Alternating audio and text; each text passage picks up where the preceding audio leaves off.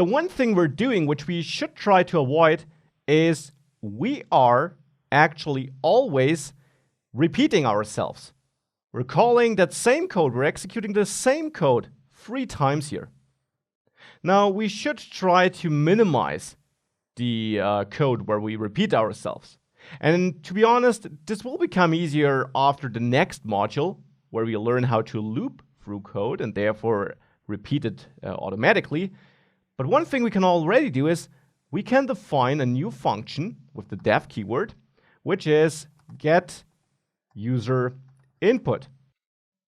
I don't expect arguments here. And in the function body, I'll simply execute my input statement and already convert it to a float, like this.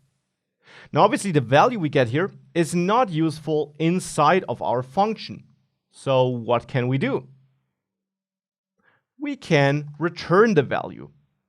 And by doing so, we can simply store it in tx amount thereafter. Get user input like this. We're still repeating ourselves, to be honest, but again, this is something we can fix after the next module, but at least it's shorter code now. And we outsourced the core functionality, the input and the float method here, into a separate function, which we now call, and where we store the result, which is returned with return, in a new variable, which we then pass to add value. And with that, we can execute that file, and we're again prompted for some input here.